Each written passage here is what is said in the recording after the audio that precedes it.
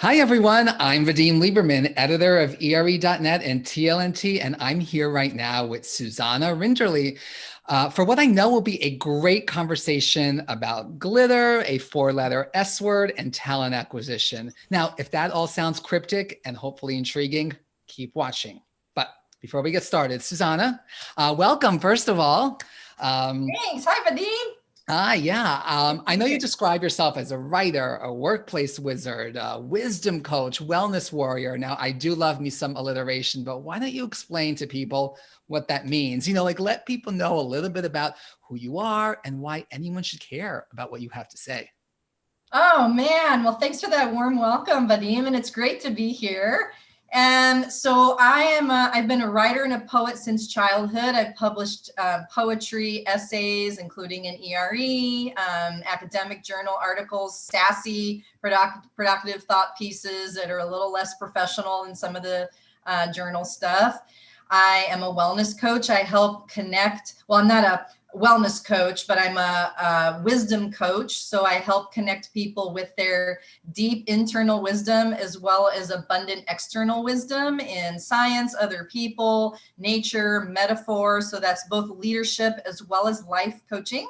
I'm a wellness warrior. So I'm a trauma-informed stress management and anxiety management practitioner. And I bring some of that work into my coaching. And then as a workplace wizard, that's where I leverage my 30 years of deep expertise in diversity, equity, and inclusion, as well as leadership development. So I've had a very colorful career. I've either worked in or had as clients, nonprofits, government, corporate, higher ed. I've worked internationally. I'm a fluent Spanish speaker. I've been a TEDx speaker and most recently a principal at Korn Ferry. And now I'm principal, owner, and founder of Words Wisdom Wellness. Yeah, no, great. I mean, that's quite a background, and you've written, as you mentioned, for TLNT before. So great, interesting, provocative views, and I love that. I love provocative and contrarian, and that's why you're here today, and that's why we're chatting. So why don't we just get right into it, right? So Right, I mentioned I mentioned a second ago you've written for TLNT. So you wrote an article a while back about how people have a tendency to put glitter on. Okay, well, right? Ish, let's call it. Okay.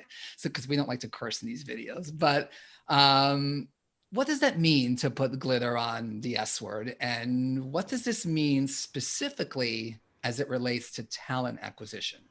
Yeah. That's such a big and rich question, Vadim. Yeah, so the origin story of putting glitter on Ish was me having, as I mentioned, I've been in the diversity and inclusion, leadership development, talent management, and talent development field for decades. And I had a moment of just frustration, well, many moments of frustration. I was talking to my sister, who's a fantastic professional in her own right, a great human being, and I was kind of venting on the phone and I go, I just feel like my entire job is about helping leaders and organizations just put glitter on Ish. And she said, yeah, that doesn't really work for you. You're not much of a glitter girl either, are you? As you can see, that's not really, my personality, yeah, but that's not really my jam is glitter. I'm not really a rainbows and unicorns kind of woman.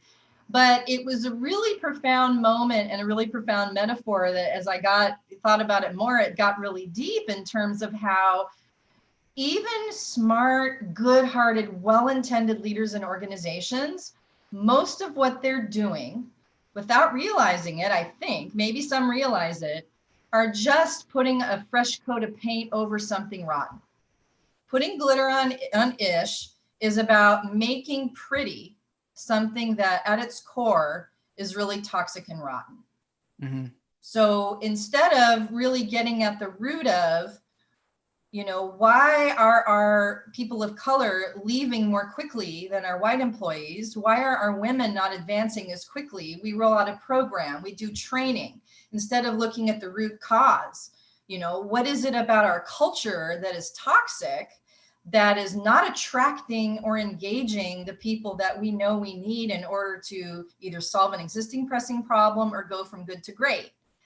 So how do we as leaders in organizations and even in talent acquisition, how do we sort of varnish over the problem instead of really getting at the root of what the problem is? So I'm not interested in putting glitter on Ish or helping leaders or talent acquisition professionals put more glitter on ish, I'm interested in helping them get out a shovel. And if 2020 has taught us nothing, it's that the ish is killing us. And we need to really get that shovel out and stop pretending that there's not serious structural, integral issues in our organizations, in our communities, in our nation, and in the ways that we go about doing work in the status quo.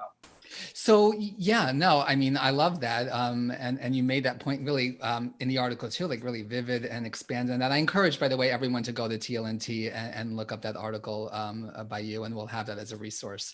But I'm curious, you mentioned a second ago, an example of this is maybe like, why are minorities leaving? Maybe you can, and by the same token, even more from a TA perspective, like, why are they not necessarily applying? Or if they are applying, maybe why aren't they getting hired at the numbers that would be more sensible? And so it kind of raises a question regarding that, or just any issue around the ish. You mentioned a second ago, is it more that companies are not aware of the problem, or do they just not know what to do? And before I hop off my own soapbox here, one thing that I often kind of get annoyed by or just struggle with is that I feel like we have all these best practices that have been around for a long, long time, including around diversity and inclusion, including around hiring. And yet we have these best practices. So is the issue that we don't know what they are? No, I don't think it is. So there's something else going on. Is it an inability to put them into practice? Is it a lack of desire to put them into practice? And not knowing how to put them into practice? Like, I'm really curious what your thoughts are. Another great question, and I regret that this answer might sound like I'm putting glitter on ish, but it's the classic consultant answer, which is that it depends. And I would also say yes to everything that you said. I think one of the many drawbacks of an age where we have this beautiful thing called the internet that's very democratized, and pretty much anyone can put their voice into any space, we are just overwhelmed by information, and not all of it is equal. So first of all, there's too much information out there, which as a brain science nerd, I know that actually reduces our sense of empowerment and our sense of satisfaction with any choice that we make, number one. Number two, talent acquisition, leadership development, talent development, diversity, equity, and inclusion is not one size fits all. There are best practices, but what often is getting in the way of these smart, good-hearted, well-intended leaders and organizations and HR departments is they haven't done sufficient due diligence to figure out exactly what their problem is. They start throwing solutions without knowing the problem, which is so funny and frustrating to me and to, I'm sure, everyone that's listening, because we don't do that with all of our strategic initiatives and organizations. We're much more savvy when it comes to capital improvements or budget or finance, but somehow when it comes to people, which is our most important area of, unless you're using all robots to do your job, we still need humans. And so if you need humans to do your job, then you need problem solving, you need prediction, you need collaboration, you need innovation. And the science is very clear that diverse groups outperform non-diverse groups, and that diversity is can be defined very broadly and is influenced by a number of factors. But until we understand exactly what's getting in the way and we know what our goal is, then we're sort of hobbled. There are really 4 questions that should be asked in any organization before they do anything with regards to talent act, leadership development, DEI, all of these talent related topics, which is first, understand where are we? Second, where do we want to go? Third, why do we want to go there? In other words, how is it aligning with our values, helping us fulfill our mission and helping us meet our already measurable, critical strategic objectives? And fourth, how do we get there, right?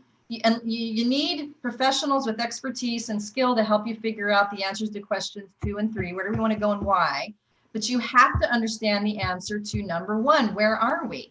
So, what is the root cause of why we're not getting the people that we want. What is the root cause of why people are leaving? And also, why do we want the people that we want? It's old school 80s, tactics to go, oh, we need a bunch of people that check off these boxes or have these color bodies or have this typical stuff. Yeah, but why?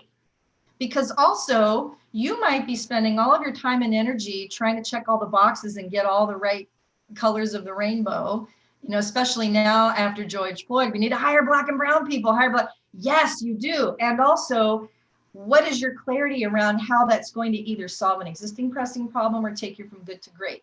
So what is getting in the way? Is it something in your systems? Is it something in your processes? Is it something in your culture? Is there a behavior at the leadership level that's not working? And it's usually a bit of a both and, but organizations and TA folks, again, well-intended and smart folks tend to go right to solutions before they understand the problem, or they come up with a glitter solution that doesn't actually get at the ish, or they are misunderstanding the reason why they're doing what they're doing, or they're doing it for reasons that are just adding more to people's already overflowing plates, and it's not sustainable. Also, the last thing I'll say is that oftentimes folks go to a behavioral solution when the actual problem is systemic and structural. So they've now spent a lot of time, talent, and budget doing training or doing some kind of coaching or individual development when the issue is actually going to be solved more efficiently, sustainably, and effectively with a small systems, processes, or tech, solution, rather than trying to get everybody's brains to point in the same way.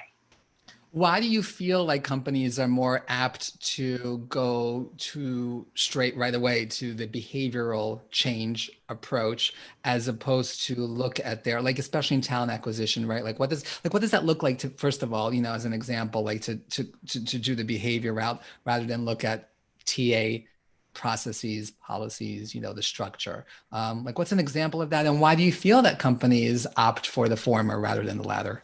Such a great question. So this is so important for TA folks. There's a lot of research around the ways that bias shows up in talent attraction, talent selection, promotion, and just the whole cycle of talent through an organization.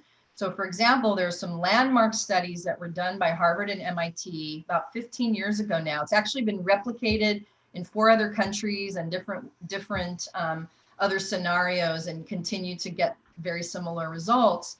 And in this main study, the first one, what they did, and some of you might have heard of this study, and this is simply a reminder, the researchers sent out 4 resumes to 1,250 different countries. So 5,000 resumes to 1,250 different countries for actual job positions. And a majority of these companies had a stated commitment to diversity, equity, inclusion. That's important to remember. Mm-hmm. And these resumes were similar in that there were 2 resumes that showed, average qualifications, 2 resumes that showed very high qualifications. They were exactly the same. And then each of those 2 resumes, one had a white sounding name on the resume, the other had African American sounding name. Okay, so we've got 4 different resumes that are varying only by level of competence / qualifications, and then name. And they defined white sounding and African American sounding through focus groups in terms of how people tend to identify names with a diversified sample. And what they found was that, and when I ask groups this, what's interesting to me and telling is that everyone always knows the answer. Who do you think got called back most? Everyone knows it was the white folks, by a factor of 50%. Mm-hmm. But what was also striking was that the less qualified white person was statistically significantly less likely to be called back than the well-qualified African-American candidate, to the extent that just being white was equivalent to 8 additional years of work experience. Now, you give these results to an organization or to, again, good, smart, well-intended leaders, and there's often, they go through all the stages of grief, like denial, shock, rage, grief, or did I repeat grief twice? All the stages, right? All the stages in multiple ways, because you know, we could unpack for an hour, Vadim, the reasons why those perceptions are attached to race, right? Because there's historical and real life reasons why our brains go that direction for those different names. And yet, what oftentimes, as we've talked about, again, these good, well-intended, smart leaders want to do is like, OMG, we need to go train all of our talent acquisition folks in unconscious bias so that when they see an African-American name, they don't automatically, you know, write them off, right? Because eye movement technology has also shown that in the first blush of looking at resumes, the average time spent with a resume is usually a minute, give or take. So it's very little time. And that the name is one of the first things that are looked at, partly because it's at the top and it's often big. So there's already the bias of primacy happening there. But instead of investing, imagine, Vadim, all the time, the budget, taking people outside of the workplace to go through such a training, which has minimal impact anyway. I hate to be the bringer of bad news, but again, I'm not about putting glitter on ish. Unconscious bias training has minimal to no impact on actual behavior in workplaces, because the way human beings actually operate, according to the science, is that we are much more influenced by environment, systems, processes, our group, and what's going on around us than our own individual, you know, will and our own individual thoughts, which is this, you know, for some people a scary thought, but that's how but hashtag science, that's how we work. And so, and even if you send folks to that training, if their environment and their stress systems and processes do not support that learning, it's gone in 72 hours. So what actually works is doing blind resume reviews, taking the name off the resume. Mm-hmm. That actually almost completely eliminates the racial bias. Of course, there are other biases. And again, biases aren't bad. They're only bad when they're ineffective and when they are, you know, getting in the way of people bringing their full brilliance and excellence to the workplace and creating solutions that work in a world that works better for more of us. But taking the name off, that's an example of a systemic change, which is also not just more effective, it's cheaper and it's easier. And I think the reason, this is a long way of answering your question, I think the reason why folks don't go to those systemic solutions is because in the United States, we are a very individualistic culture, and I'm not attaching any judgment to that. We just are, for a lot of reasons. It's been studied by interculturalists for decades. We're one of the more extreme individualist cultures. So we tend to think about people and about the way that we operate and the solutions that are needed in individualistic terms as opposed to collective, systemic, and structural. I think that's part of it. I think another part of it is that a lot of us, most of us, are not educated. We don't understand the science about how humans actually work, or we don't want to believe the science because we have such a strong belief in freedom and individual, all this stuff, when that's not actually how most humans operate. And I think finally, there's a lot in the talent acquisition, leadership development, DEI world that reinforces those beliefs. There are a lot of practitioners out there that are ready, willing, and eager to sell expensive training programs and are not, and I'm not saying that they're unethical. I'm saying a lot of them don't know either the science, but have not pushed back on clients to go, look, in integrity, I want to sell you a solution that I want to be a good steward of your resources, and I want to sell you a solution that's actually going to create difference and create change. And it's not going to be this $50,000 training program. So, end of mini fire hose. No, I mean, there was a lot there. I mean, that was really great. I think it's really good insights. I think a lot of it is, like I said, I love contrarian thought. I love this notion of you don't necessarily need to hire this consultant to create a diversity training program. They have their place, as you said, but context is everything. And I think that overriding message that you mentioned earlier, it's like you have to understand the problem before you just jump to a solution. So like, yes. So to use our metaphor, Vadim, how big is your ish? What kind of ish is it? How long has it been there? Like, you know, that will help you determine what kind of shovel you need, how many shovels you need, Do you need to bring in, bleach? Like, what needs to happen instead of just going, oh, there's some ish, let's put some glitter. It's like, no, Yeah. let's get in the ish. And I think that's another reason why folks don't go there, is because it's messy, it's stinky, it's not fun. Right. And yet, can we afford to continue to ignore the ish? I hope that 2020 is a year that has taught us that no. And also, the people are tired. The people can see through the glitter. The people, your employees, they see right through it. So, don't we want to be part of the change and in really making a world that works better for more of us? Because what we've been seeing this year is a cycle that keeps happening, and it's up to us to change it within our areas of influence. Yep. Great. Well, Susana, thanks so much for taking the time to share your views with our audience today. Before we go, though, why don't you tell people where they can find you most easily? Oh, for sure. And thank you for that. So I am at wordswisdomwellness.com. You can also follow me on Twitter, on Instagram. You can also find me on LinkedIn and Facebook and Google. And I'm happy to connect with anyone that's curious and wants to learn more, or maybe wants to explore some non-glitter solutions. Yep. Sounds great. Well, all right. Thank you again. And thank you all for watching today. Have a great day, everyone.